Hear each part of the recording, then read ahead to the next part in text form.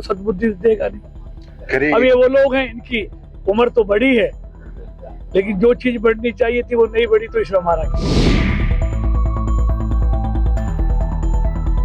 2022 में exit poll Himachal में Bharatiya Janata party को जिता रहा था, लेकिन जीत वहां कांग्रेस गई। तब तो इन्होंने चुनाव आयोग पर कोई सवाल नहीं उठाया।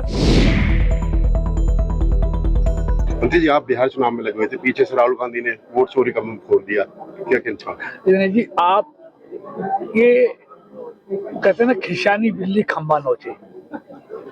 ये लोगों की वोट की चोट से इतने परेशान हैं कि ये अनर्गल आरोप संवैधानिक संस्थाओं पर और मोदी सरकार पर लगातार लगाते रहते हैं। ऐसे ही वोट चोरी का, अब आप तो इस जिले के रहने वाले हैं, आप मीडिया के लोग हैं, आप जाइए उन दोनों बूथों पर, होडल के बूथ पे जाइए और गुजराना के बूथ पे जाइए।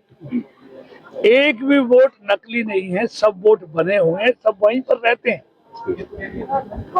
और ये जो वोट का जो मकान का नंबर डाला हुआ है, ये 90 में कांग्रेस की सरकार थी, उनके डाले हुए हैं जी।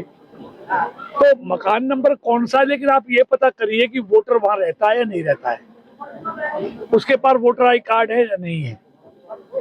सब वहां वोटर रहता है, कोई वोट चोरी नहीं हुआ। जनता ने इनको अच्छी वोटों से इनका इलाज किया है, और ये भ्रम इनमें बने रहना चाहिए। भगवान इनको सद्बुद्धि देगा नहीं। अब ये वो लोग हैं, इनकी उम्र तो बड़ी है, लेकिन जो चीज बढ़नी चाहिए थी वो नहीं बढ़ी, तो इसमें हमारा क्या दोष है? एक मकान में 500 से ज्यादा वोट, एक मकान में 66 से ज्यादा वोट। जी, आप देखिए, एक मकान में नहीं है वो मकान का एड्रेस। कई बार आप देखिए अपने गांव में वोटर लिस्ट में नाम किसी का, फोटो किसी का छप जाता है। ये टेक्निकल त्रुटियां हैं। वोटर का वोटर आई कार्ड बना हुआ है, वोटर आई कार्ड से वोट डाला है। हर पार्टी का एजेंट वो रहता है, हर पार्टी का बीएलओ रहता है जब वोट बनती है, हर किसी को समय मिलता है, तो कोई नकली वोट नहीं डाली गई।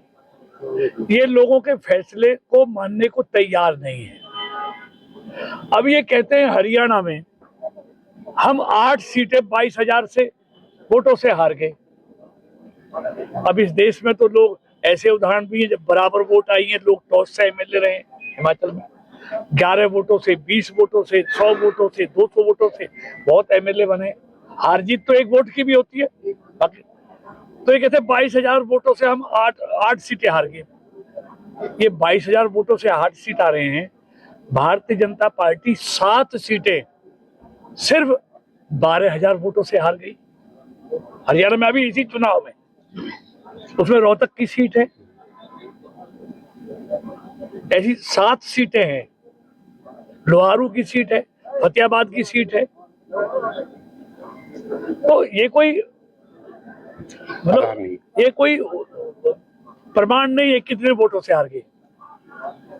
तो इसलिए इस तरह के आरोप लगाना ठीक नहीं है। बिहार चुनाव से पहले फैसले को मानना चाहिए। बिहार चुनाव से पहले ये दूसरा, बिहार चुनाव पहले ये ईवीएम को दोष देते थे, ईवीएम खराब है।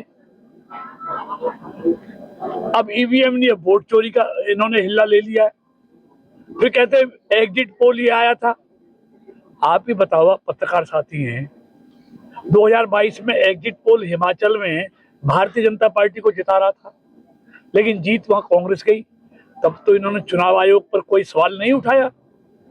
2024 में झारखंड में exit poll Bharatiya Janata party की सरकार बना रहा था, लेकिन वहां कांग्रेस और झारखंड मुक्ति मोर्चा जीत गया।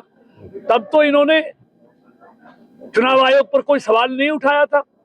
जब ये जीत जाते हैं तब कोई वोट चोरी नहीं होती। जब ये लोग इनको हरा देते हैं तब ये उस फैसले को मानने की बजाय वोट चोरी का आरोप लगा देते हैं। ये सारे उदाहरण हैं। बिहार चुनाव में क्या होगा? आप भी गए बिहार चुनाव में एक तरफा, यही तो इसलिए तो कह रहे हैं। बिहार चुनाव में पोलिंग से एक दिन पहले कह रहे हैं कि वहां भी वोट चोरी होगी, यानी कि इनको अपनी हार दिखाई देती है। इसलिए पहले ही कह दो कि हमारे नहीं, ये वोट चोरी कर लिए। तो इनकी ये फितरत हो गई है कि जनता के फैसले को मानने को तैयार नहीं है। तो इसलिए हार को पचा नहीं पा रहे हैं। अब ये बताइए, कर्नाटक में ये जीते, तेलंगाना में ये जीते, हिमाचल में ये जीते, अगर वोट चोरी होती तो वहां कैसे जीत जाते? जहाँ जीत नहीं पाते वहाँ वोट चोरी का आरोप लगा देते हैं। हमसे जुड़े रहने के लिए हमारे YouTube चैनल को सब्सक्राइब करें और नई वीडियो की नोटिफिकेशन के लिए बेल आइकॉन को दबाएं। अगर आप ये वीडियो Facebook पर देख रहे हैं तो लाइक जरूर करें और ज्यादा से ज्यादा शेयर करें। धन्यवाद।